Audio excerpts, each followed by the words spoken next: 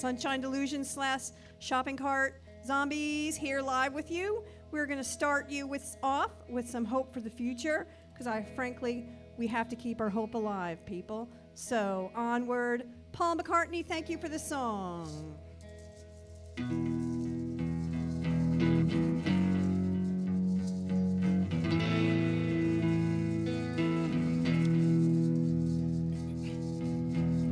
Some hope for the future,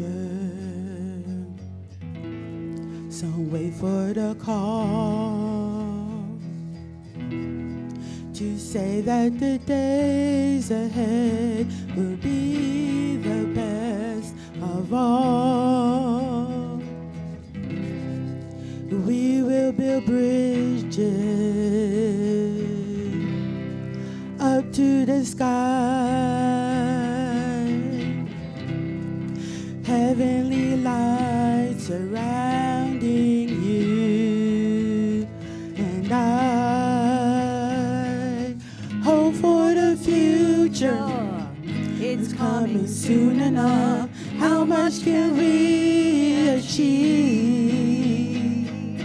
Hope for the future, it will belong to us if we believe, if we believe.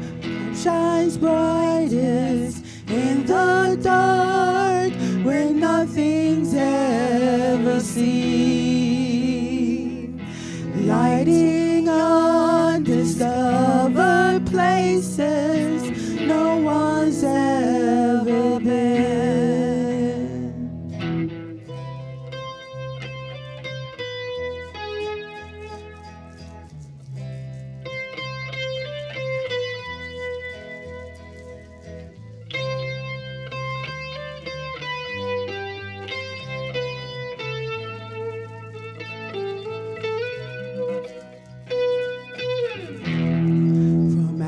The darkness,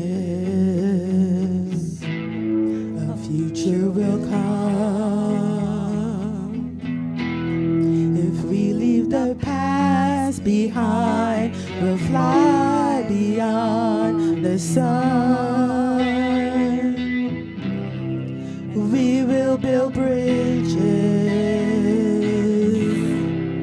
up to the sky,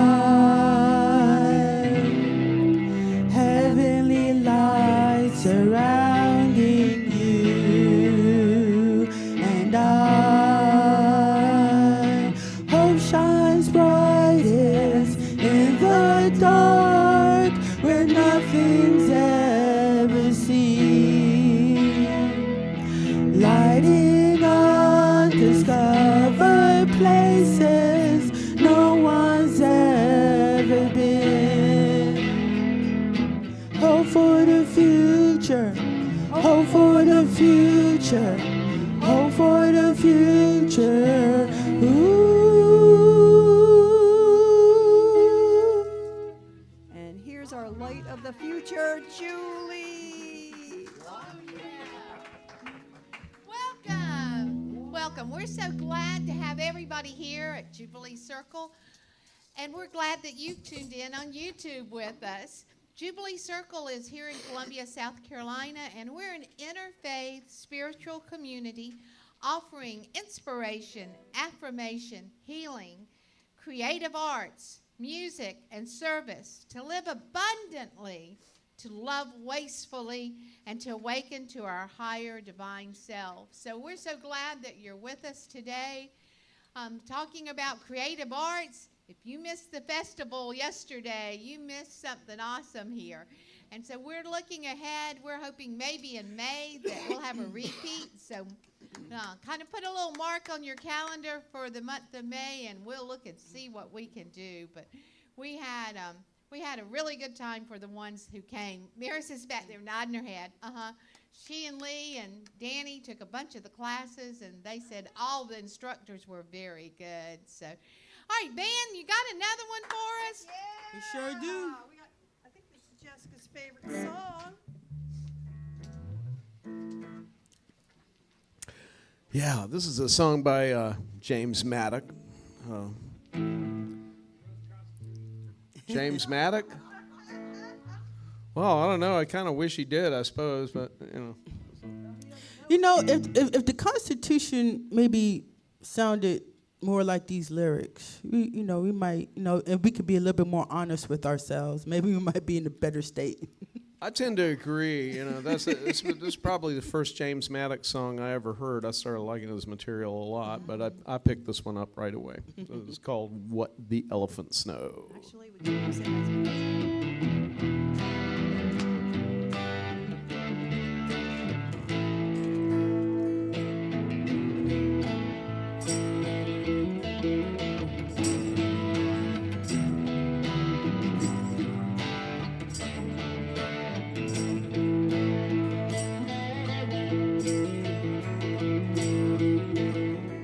Broke down on the country road, not a soul in sight. I lay on the back seat and I waited. We don't know what we don't know, said the man in the song. All night I'd meditated. We don't know what the antelopes know. We don't know what the crocodiles know, what the elephants know. We don't know what the polar bears know. We don't know what the aliens know, what the elephants know.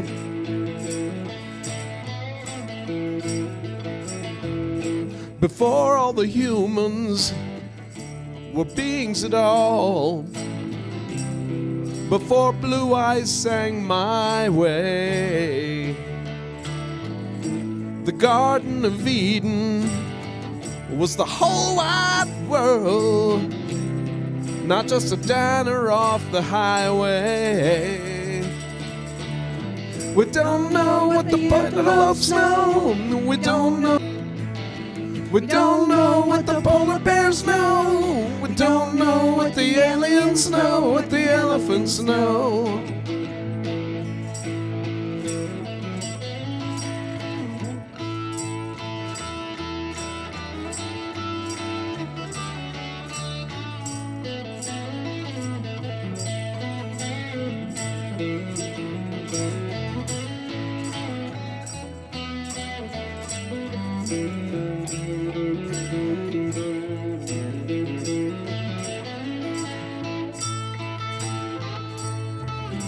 The lions in the jungle and the snakes in the grass are all going about their business.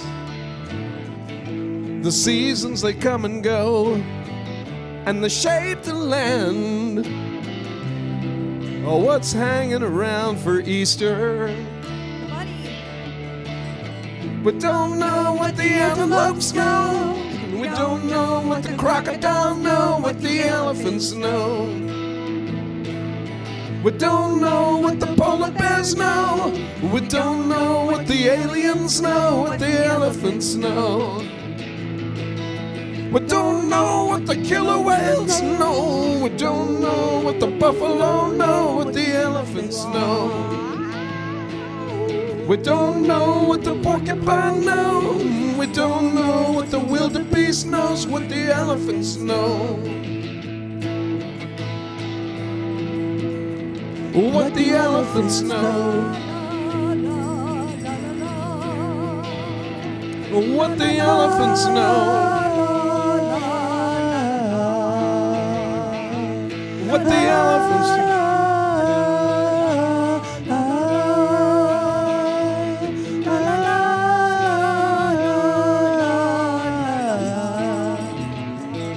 What the elephants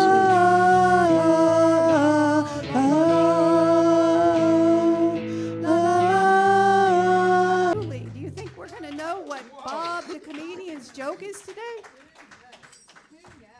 Who knows?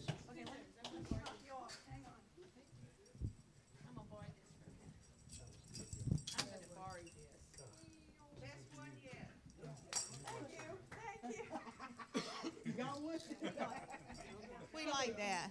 We like that. More cowbell? Need more cowbell. Okay, we're going to let them have a seat off stage. Moo.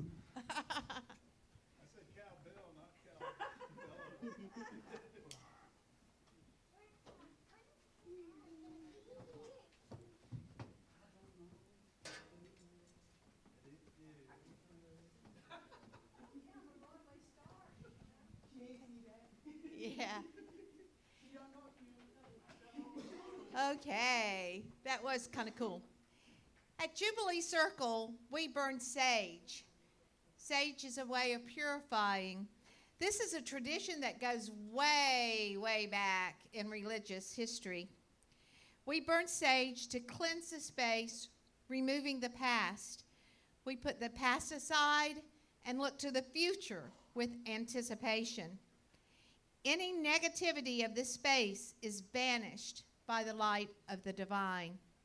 So let's fill this space with joy and love, which then flows into each person who enters this space. Camille, put your goodies down for a second. We're going to cleanse this space. I want you to take the sage, and I want you to just walk over to the east and come back. The east. We're going to cleanse each area of this space.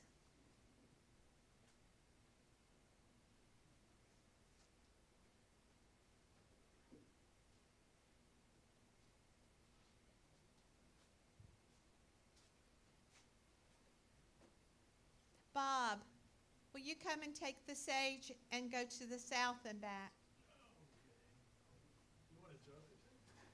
No, not right now. We'll do that in a little bit. We'll do a joke or two in a little bit. A joke. A sage joke. Okay. No.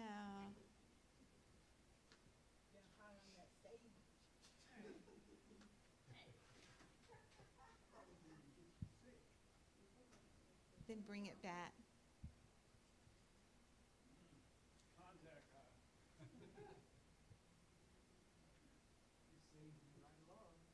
Thank you. Thank you. Then Leslie, will you come and take and go to the west?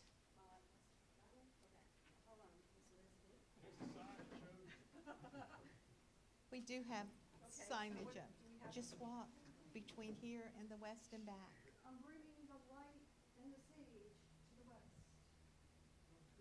All right, you're a pioneer.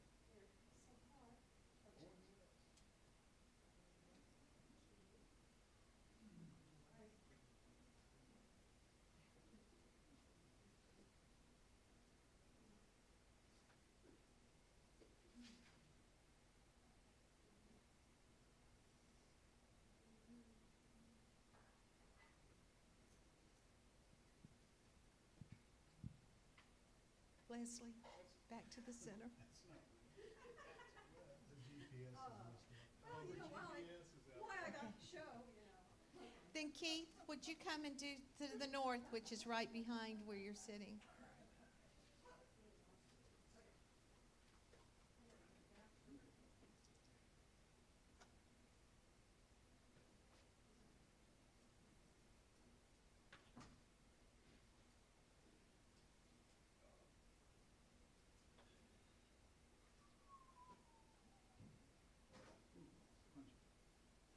Thank you.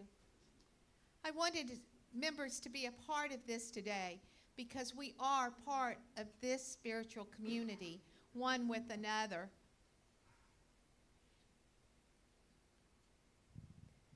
So today we collectively, as a spiritual gathering, we unite together in this sacred space. We vow to commit to the good of the whole, to give up our time, our talents, and our support to this spiritual gathering. We vow to freely welcome new souls into this gathering with open arms and open hearts, as we are all one in the Spirit, and we are all God's creations. Thank you. Today we have Elizabeth Kane will be speaking with us. And she said that what we were doing had a lot to do with her message. So this will be interesting to see how the Spirit moved, because we didn't collaborate. So we'll see how the Spirit moved. You want this one? I got this one for her. I got this one for her. Is this mic on? We got you this one. Hello? Great. Yep. I'll be right here. All That'll right. work. That work for for you? Yeah, I need a sturdy chair. That's the sturdy one. That's the best one in the house. That is, best one in the house. Hey guys, I'm so glad to be here. And it is true about spirit and how it works. I don't worry about what's going to happen on Sunday morning because spirit just takes over and leads. Walked up and Leslie said, I hope our songs go along with what you have to say, and they were perfect. Because I'm going to talk about hope, and I'm going to talk about listening to learn what the animals know.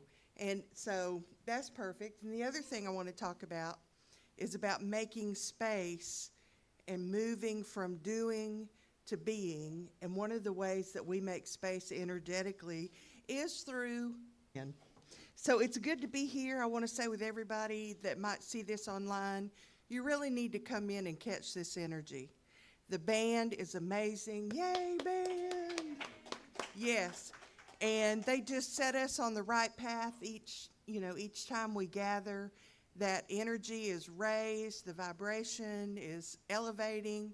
Julie comes in and gets us together as a community, and then you have a message from somebody, and I'm blessed to be able to come and be the message giver for today. I now feel like I'm among friends. I think I even know everybody's name at this point, or I'm working really hard to do that. So thank you for letting me be here. Last time I was here, we did the burning bowl and setting of intentions. So I kind of think of today as part 2. So we're talking a lot about what's going on in nature and how we've been as humans along the way. And so we look at what is it that we're doing this time of year? You know, we're starting to gear up, aren't we? We've gone from that snuggled in kind of place of winter, and now we're kind of thinking about what we might get into. So we're coming out from under the blankets, and we're walking in the sunshine, and we get that gust of wind, that great breeze that comes and kind of lifts us energetically, and we start gearing up again. And the plans are being made as they've been made since man was planting. So we're talking about Neolithic 14,000 years ago. About this time, people are figuring out their crops and their work for the year. Well, it looks really different for us now. We're not doing acres and acres of crops, but we're moving from that time of reflection into a time of action. And yet there's one more thing, one more season that we have of reflection, and it's called Lent. And we're in the middle of it right now. So the last of the trees, the live oaks, are losing their leaves, and it will be turning to spring soon. So what do we have left to release? We did the burning bowl. Do y'all remember that? And we did our letters to God, which was some intention setting. And I suggest before we go full circle, we take this time of Lent to just reflect back and see if there's anything left that we need to work with. What kind of physical, spiritual, emotional work do we need to do for this busy part of the year coming? So I did not grow up in a church that did a lot with the liturgical year, although I love the liturgical year when I learned about it. So I am one of these people that believes in these cycles of nature, cycles of spirituality. I think they've joined those perfectly together. So some of you are past Catholics, and you know a lot more about Lent than me, so if I say anything wrong, sorry. This is my understanding, because I wasn't raised in it. But traditionally, the way it works is there's 40 weekdays, in which is the period of Lent.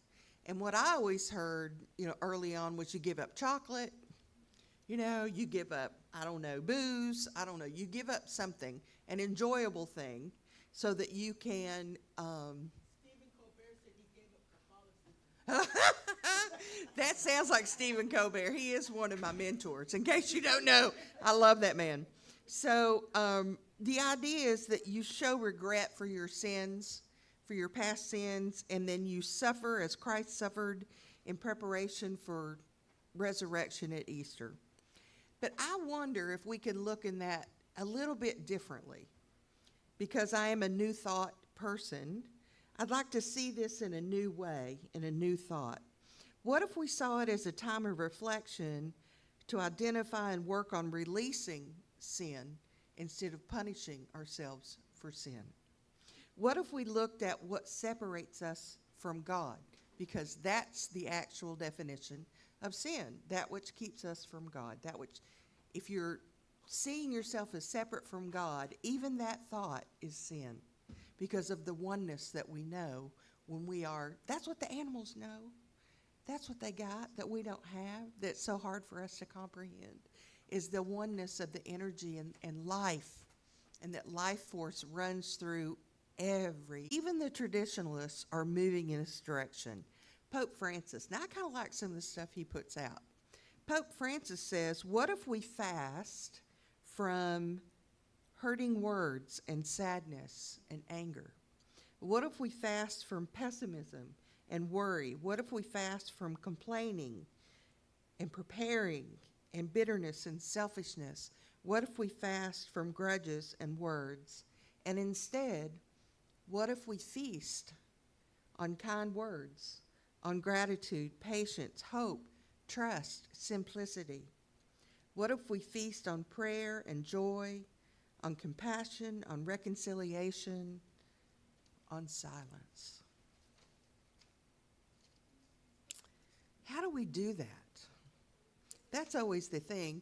You read these things and you go, but how, right? So many of practices, or, these quotes on Facebook, or, little memes and blurbs and out there that look really great. And you're like, yeah, I wish I could do that. Well, I'm a very practical spiritualist, and so I try to figure out how. So I'm going to give you this how and see if it works for you. So as I've said before, that, we communicate with the universe, we communicate with God and Source through our emotions. A lot of our emotions are reactions to thoughts. Thoughts are the seed, and emotion is the soil that brings forth the fruit. They have to go together. So I think anytime we're looking at something that we want to reflect on and change, you have to deal with not only the thoughts, but the emotions. So I'm going to talk a little bit about words and what feeling comes up around words. Words are how the world was manifested into being. God spoke and the world was created. Our words are so important. And so if we're looking at releasing things that separate us from God, which we'll call sin, you have to choose our words carefully. So again, let's look at both sides of this coin. If we use the words purge, renounce, acquit, reject, break, throw away, force, eliminate, divorce, kill off, it's so harsh, right? And the feelings that we have contract us. And so when I think about spiritual growth, you're either contracting or you're expanding, right? There really isn't a higher consciousness to get to. There is an expanded consciousness in which to live your life from. There's no hierarchy, right? And so if we think about things that expand us and the words we can use for this work, we could say release, or let go, or set free, or deliver, to liberate, to allow, to relieve, to absolve, to emancipate. Those are words that are freedom and love, right? The feeling that we have with those words expand us in faith. Do you feel the difference between those? Let us hold the feelings of the positive and look at the practice as a clearing out to make room or not for new and more. I'll get back to that in a little bit. The trees don't drop all their leaves at once. They let go little by what's ready to be released. There's some things that are keeping you from your divine self that you're not ready to release. You've still got some attachments to those. Perhaps those are things that served you well before, but now they're getting in your way.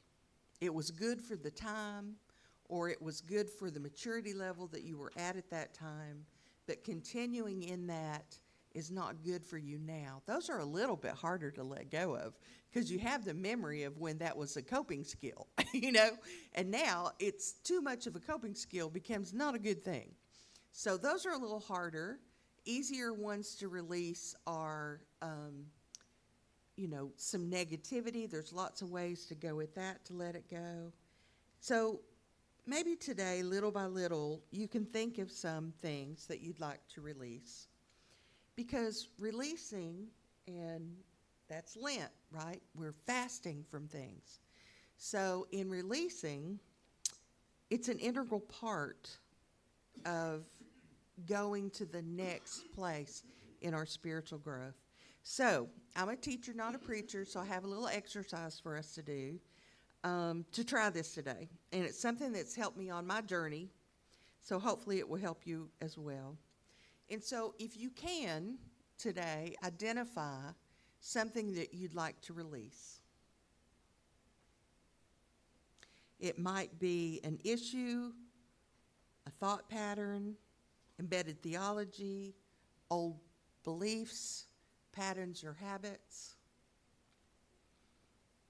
Something that's not working for you anymore.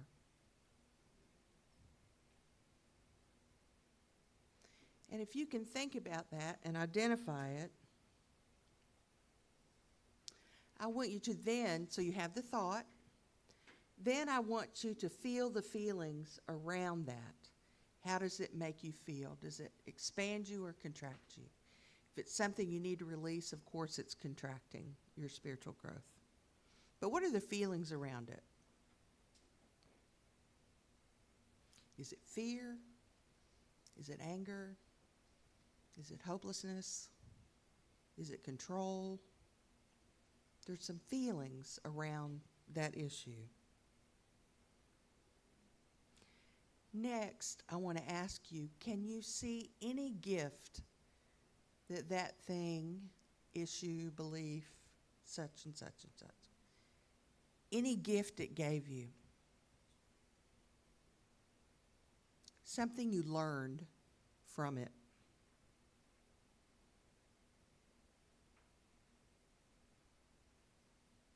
Then can you thank it for that gift? So I have an example. I have a story. I did an art as a spiritual practice class, and it was about dealing with tough stuff and things that get stuck, right? And they're just stuck, and you can't get rid of them, and you think about them, and you feel all the feelings, and, it's a negative for your growth.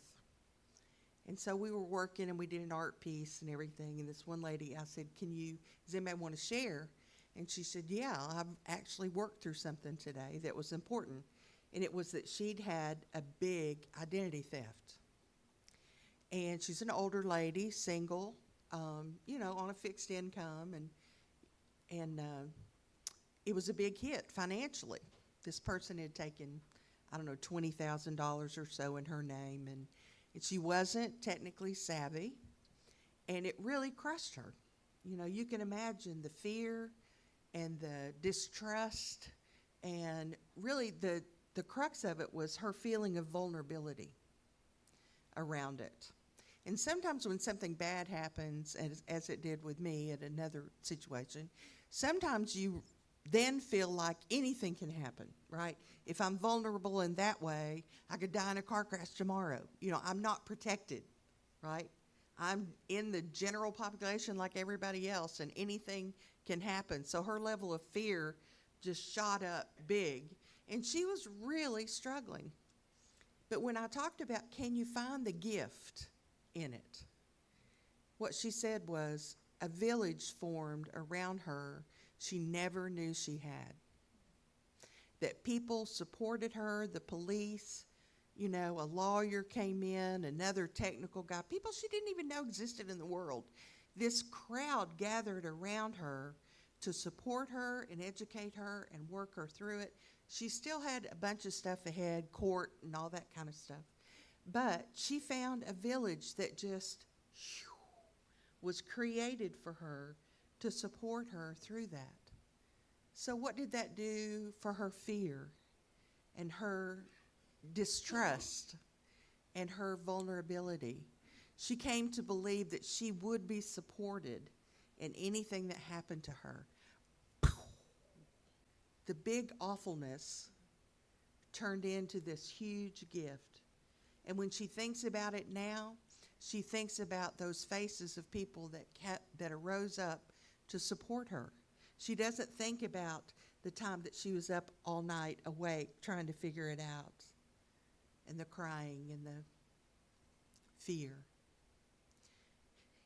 And so this practice of identifying something that's whirling in your body and in your mind, finding the feelings around it that you need to release, finding the gift of the experience, and then being able to thank it. Thank you for the gifts that I received from my identity theft. Now, isn't that a different way to live your life? Maybe you have something that you need to work with. And the thing is when that energy, imagine the amount of energy that was going on around that issue with her. Once that released and gratitude came, she had all this openness about her. She had freed up space in her mind, in her body, in her energetic field. That's a gift all in itself. And I want to suggest the idea that that energy that's opened up, that space, let's think about not filling it up with more. Let's think about spending time in being instead of doing. Let's release all that pent up gotta.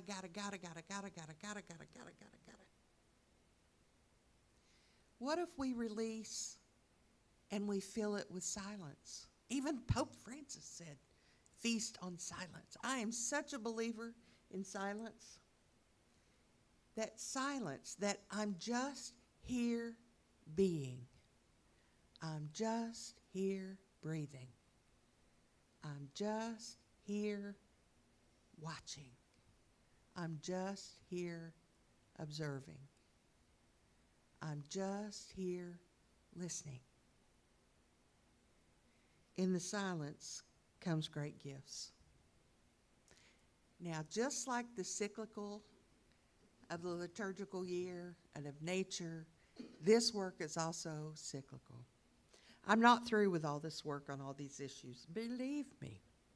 I circle back many times, and each time I'm closer to wholeness. I'm closer to closure. And knowing this, it's possible to live in hope. Our first song of the day, to live in a place of hope. And when I'm feeling all the feelings, because they came back again, I have this big basket of hope that is bigger than the yucko basket of feelings that I don't want to take back into myself. I can say, you can stay right there. I do not accept you. You can stay right there. Because I know that all things are working towards my good.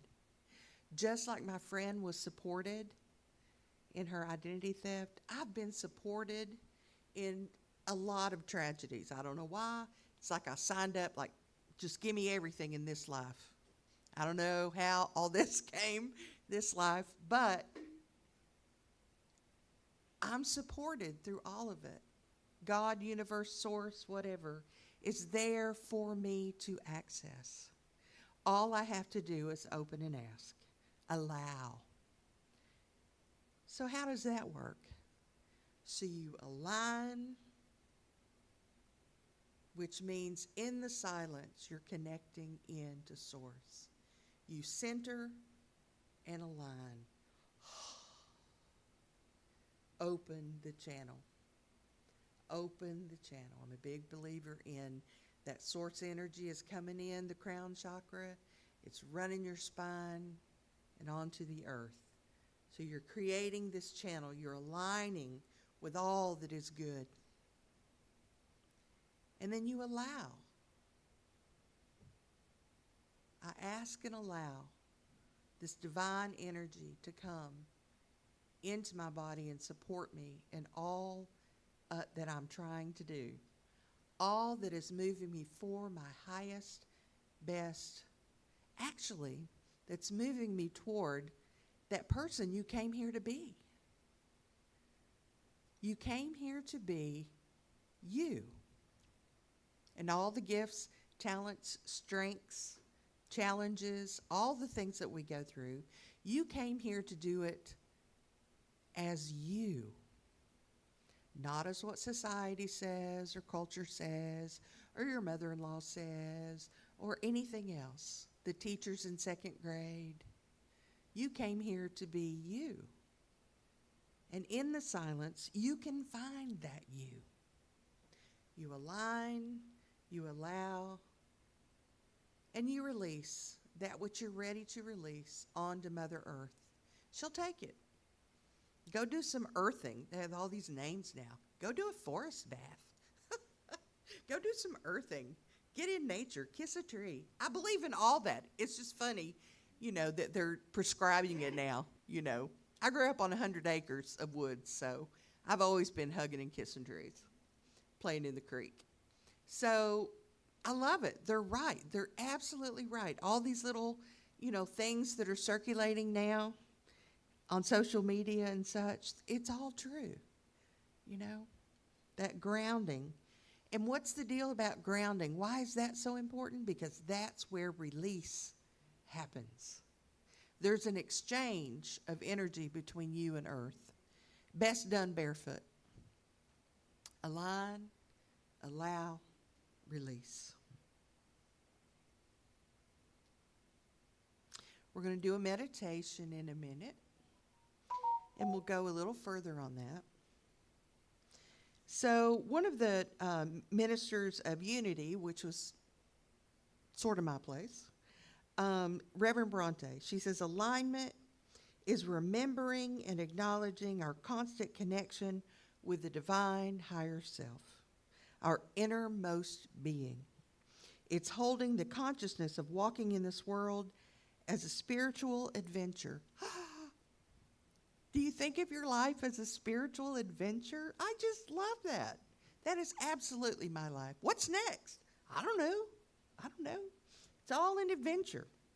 It's all an experience. Living from this place fills our lives with gratitude and loving kindness. So we can take this deeper now into meditation in just a minute. I want to share my favorite Bible verses. And one of the big things I think is our problem right now is fear. I think a lot of what we're seeing in life that we would not prefer, is that how the Buddhists say it? We would not prefer, is actually a consequence of fear. So I'm going to read a passage that speaks to that, and probably a passage that millions of people have gone to for comfort. Therefore, I tell you, do not worry about your life, what you will eat or what you will drink, or about your body or what you will wear. Is not life more than food, and body more than clothing? Look at the birds of the air. They neither sow nor reap nor gather into barns, and yet your heavenly Father feeds them. Are you not of more value than they? And can any of you, by worrying, add a single hour to your span of life? And why do you worry about clothing? Consider the lilies of the field, how they grow. They neither toil nor spin. Yet I tell you, even Solomon in all his glory was not clothed like one of these. But if God so clothes the grass of the fields, which is alive today and tomorrow is thrown into the ovens, will he not much more clothe you, you of little faith? Therefore, do not worry, saying, what will we eat? What will we drink? What will we wear? Who will be elected? Think of all the things we worry about, right? You know, how will I pay that bill? So many things we worry about.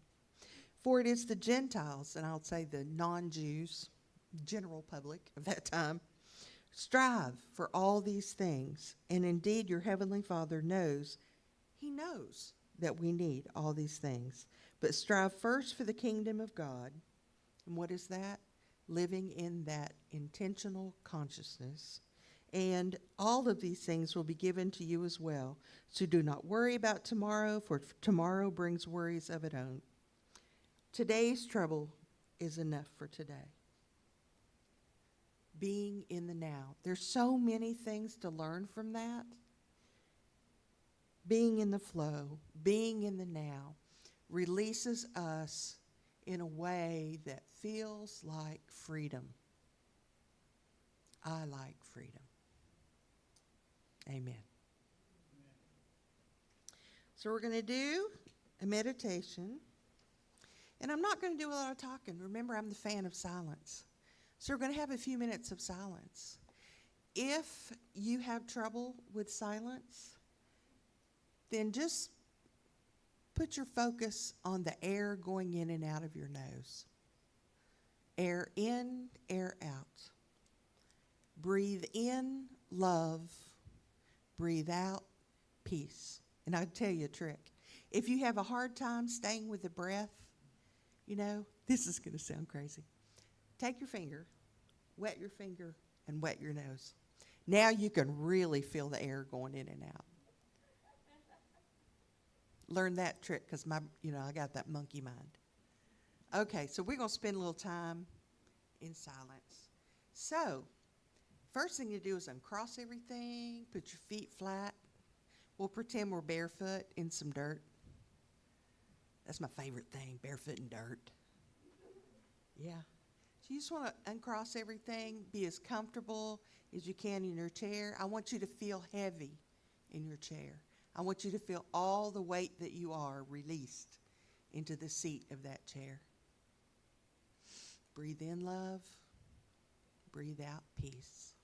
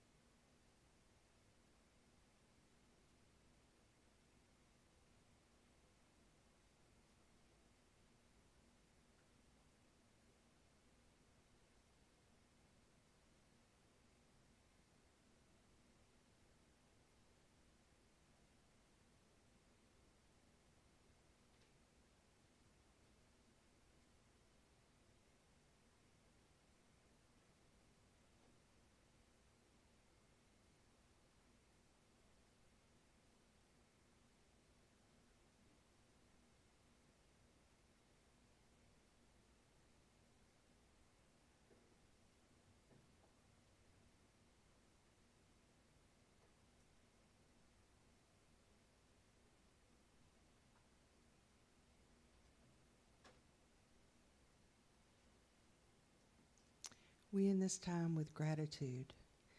I want you to feel the feeling of gratitude. For me, gratitude is like bubbling up until my chest is full of all these beautiful, effervescent bubbles of just gratitude, lightness, happiness, openness. May we go into the week holding that feeling and feeling the freedom of it. Thank you.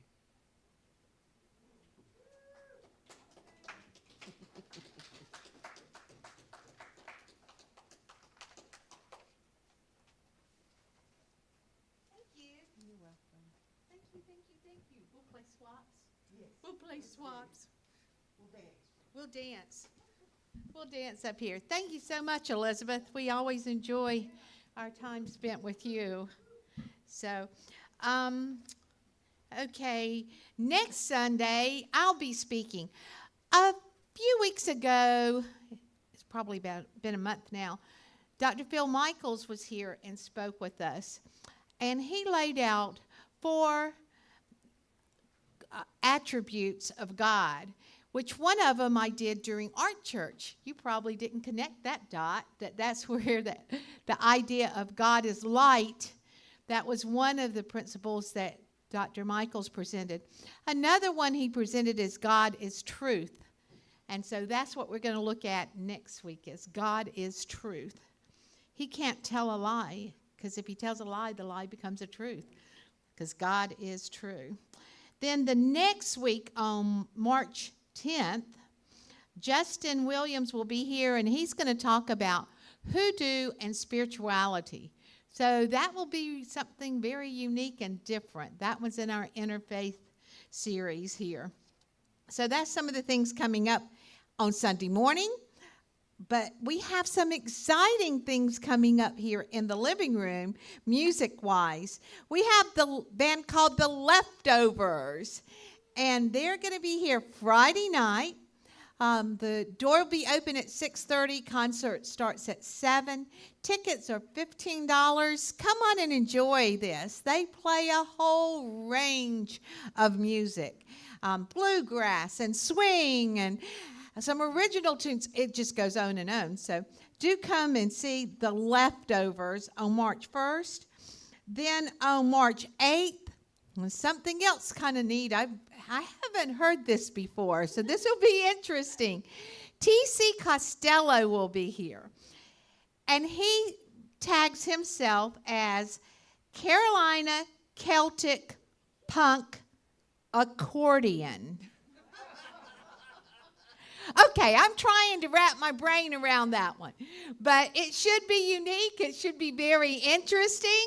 So if you're like me, come and let's explore something different and new. Expose yourself to something different. That's on March the 8th. Doors open at 6:30. The concert starts at 7. Again, that one's $15. That one happens to be my birthday. So y'all come and have a birthday party here with me, okay? Then on Tuesday, March the 12th, at 7:30, is the monthly after-dinner cabaret. And these have been so unique and have been so special. So we want you to come. Yes, Jessie's saying she's going to take me to Applebee's, but we'll probably do that on March 7th. But come to the after-dinner cabaret. Like I said, the door opens at 7, concerts at 7:30, and the tickets for those are $20, and we have a really nice dessert, and we have it all romantic for you, so it's an awesome date night. So come. Our service project for March is going to be on Sunday, March 17th. Yes, that is St. Patrick's Day. But come and share with us. We are going to feed 40 to 50 folks that are living out on the street. And so come and be a part. Come that Sunday. Mark your calendar. Try to come at 10:30 so that we can prepare everything before the service. And we'll do a little bit shorter service that day so that we have time to get downtown to help Maris with the feeding. So that is on Sunday, March the 17th. That's the time we can share our sources and give back to the community. Thank you for being with us today, and we'll see you next week. Bye, everybody.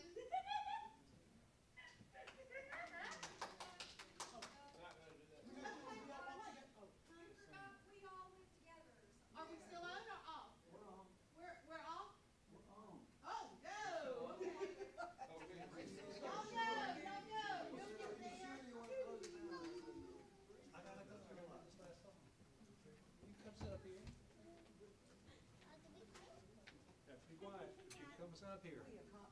We apologize for that slight snafu. Julie must have a date today. Julie has a date Hey. with her fiance. Ding. All right, here we go.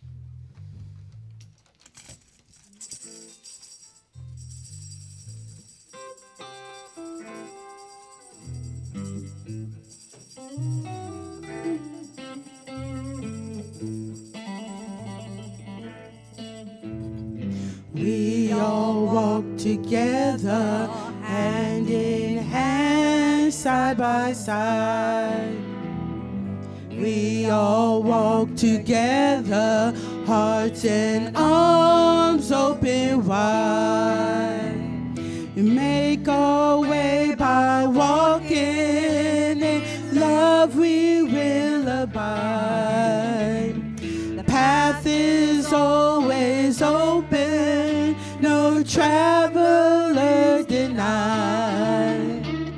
So open up your heart, forget those tears we cried. We all walk together, hand in hand, side by side.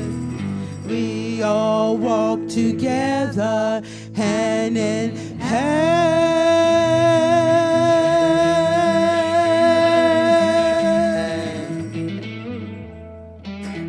And side by side.